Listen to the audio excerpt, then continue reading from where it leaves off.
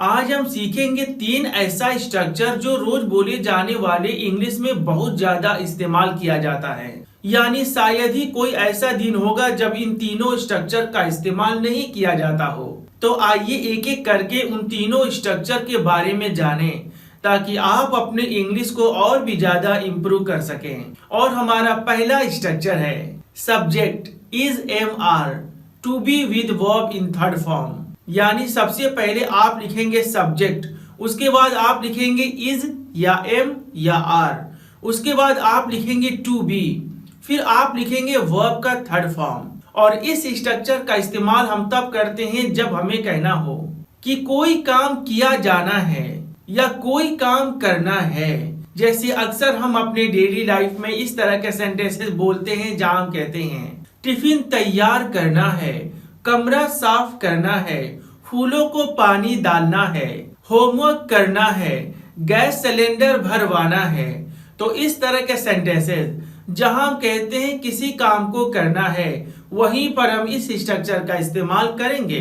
कैसे करेंगे, आइए इस बात को एग्जाम्पल में बेहतर तरीके से समझें। अगर आपको कहना हो टिफिन तैयार करना है तो इस सेंटेंस के लिए आप कहेंगे the tiffin is to be prepared. यहाँ सबसे पहले मैंने बोला सब्जेक्ट जो है टिफिन, उसके बाद मैंने बोला इज, फिर मैंने बोला टू बी, उसके बाद मैंने बोला वर्ब का थर्ड फॉर्म जो है प्रिपेयर्ड।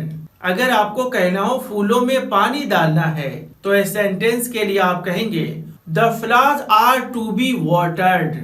अगर आपको कहना हो कमरों की सफाई करनी है तो इस सेंटेंस के लिए आप कहेंगे the rooms are to be cleaned. यानी कमरों की सफाई करना है। होमवर्क करना है तो इस सेंटेंस के लिए आप कहेंगे the homework is to be completed.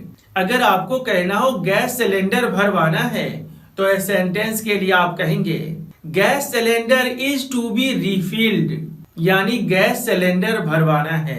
इन सभी सेंटेंसेस से ये मालूम हुआ कि कोई काम किया जाना है, यानी वो काम अभी हुआ नहीं है, बस ये काम किया जाना है या कुछ ही पल में होना है। और ये सभी सेंटेंसेस प्रेजेंट टेंस के हैं। अगर इस तरह के सेंटेंसेस पास्ट टेंस में बोलना चाहें तो इज एम आर के जगह पर आप बोलेंगे वॉज या वर। जैसे अगर आपको कहना हो फूलों में पानी डालना था तो इस सेंटेंस के लिए आप कहेंगे the flowers were to be watered. अगर आपको कहना हो कमरे की सफाई करना था तो इस सेंटेंस के लिए आप कहेंगे the rooms were to be cleaned. यानी पास्ट के सेंटेंसेस के लिए आप सब्जेक्ट के बाद लिखेंगे वॉज या वर, फिर उसके बाद लिखेंगे टू बी और फिर उसके बाद लिखेंगे वर्ब का थर्ड फॉर्म। तो उम्मीद करता हूं कि यहाँ आपने पहला स्ट्रक्चर समझा कि जब आपको कहना हो कोई काम किया जाना है या कोई काम करना है तो वहां पर आप इस स्ट्रक्चर का इस्तेमाल करेंगे।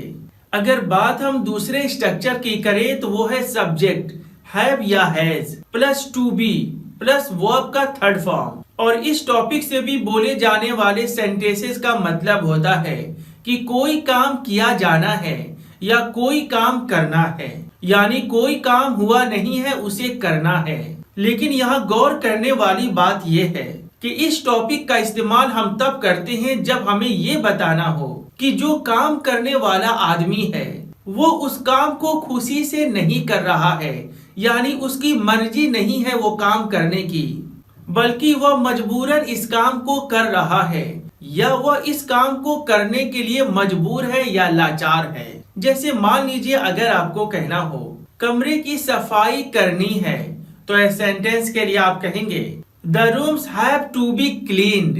यानी कमरे की सफाई करनी है।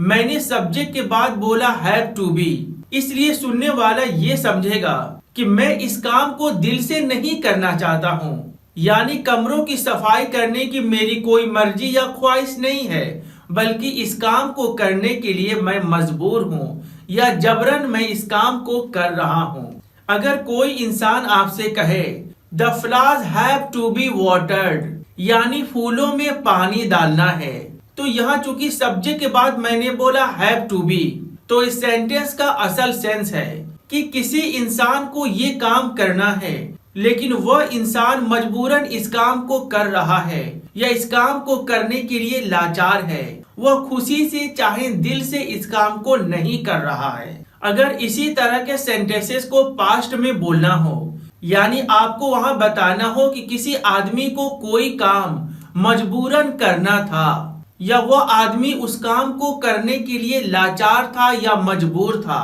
तो वहां पर आप हैव या हैज की जगह पर बोलेंगे हैड, यानी आप लिखेंगे सब्जेक्ट, फिर आप लिखेंगे हैड, फिर आप लिखेंगे टू बी प्लस वर्ब का थर्ड फॉर्म। जैसे मान लीजिए अगर आपको कहना हो जुर्माना भरा जाना था, तो इस सेंटेंस के लिए आप कहेंगे the fine had to be paid.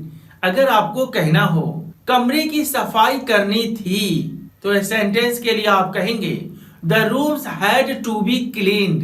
अगर आपको कहना हो नाश्ता तैयार करना था, तो इस सेंटेंस के लिए आप कहेंगे the breakfast had to be prepared. ये सभी सेंटेंसेस पास्ट के हैं और यहाँ बताया गया किसी इंसान को कोई काम मजबूरन करना था या वह इंसान इस काम को करने के लिए लाचार था या मजबूर था।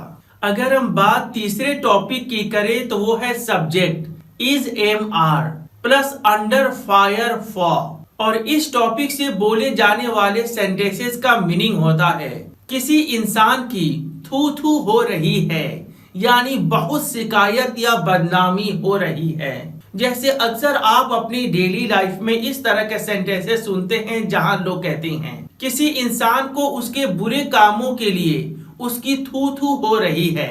जैसे कोरोना वायरस फैलाने के लिए चाइना की थू थू हो रही है, तो इस सेंटेंस के लिए आप कहेंगे China is under fire for spreading corona virus. अगर आपको कहना हो धोखा देने के लिए उसकी थू थू हो रही है, तो इस सेंटेंस के लिए आप कहेंगे he is under fire for cheating, यानी धोखा देने के लिए उसकी थू थू हो रही है। अगर आपको कहना हो चोरी करने के लिए मेरी दोस्त की थू थू हो रही है, तो इस सेंटेंस के लिए आप कहेंगे my friend is under fire for stealing, यानी चोरी करने के लिए मेरी दोस्त की थू थू हो रही है। तो फ्रेंड्स, उम्मीद करता हूं कि आपने बड़े शानदार तरीके से इन तीनों टॉपिक्स के बारे में जाना।